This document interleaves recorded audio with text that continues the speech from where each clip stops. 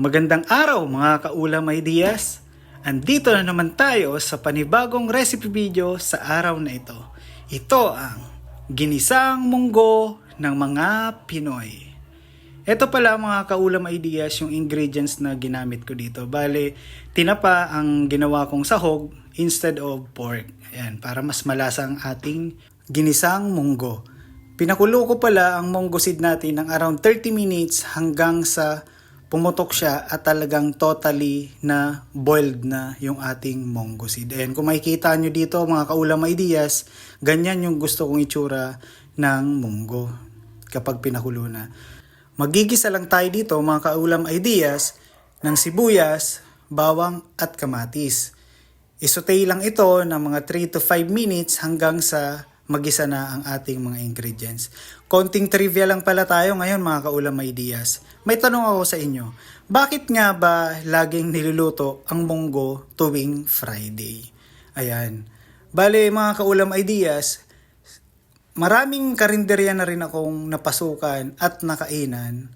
Minsan ko nang tinanong to sa kanila kung bakit nga ba talaga Friday nila niluluto ang munggo. Bali, ang sagot lang nila sa akin parang nakasanayan na daw o kaya tradisyon na ng mga Pilipino pero hindi nila ma-explain talaga kung bakit Friday. Ayan, kaya nag-research din ako mga kaulam ideas kung bakit nga ba ito tuwing Biyernes niluluto. Base nga sa mga research ko mga kaulam ideas, merong pangkalahatang paniniwala na nagsimula ang tradisyong ito sa pagkainan ng mga Pilipino sa taong-taong pagunita ng Semana Santa na kapag Biyernes Santo ay iniiwasan nating kumain ng karne bilang anyo ng pag-aayuno, kaya ang madalas na niluluto natin mga kaulam ideas, gulay o kaya isda na lang ang maaari nating kainin. Ayan. Depende naman yan sa ating mga kanakaugalian mga kaulam ideas. Ayan, balik tayo dito sa ating niluluto mga kaulam ideas. Bale, nilagay na pala natin dito yung pinakulo natin na munggo at nilagyan na natin ng paminta at ihalo lang natin ng konti ito mga kaulam ideas.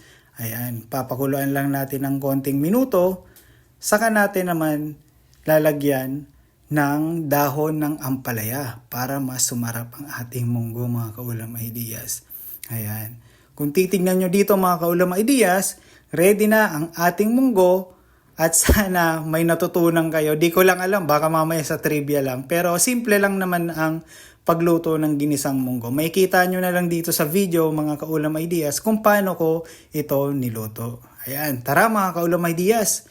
Simulan na natin kainin ang ginisang munggo para sa ating pananghalian. Maraming salamat sa inyo mga kaulam ideas. Bye-bye!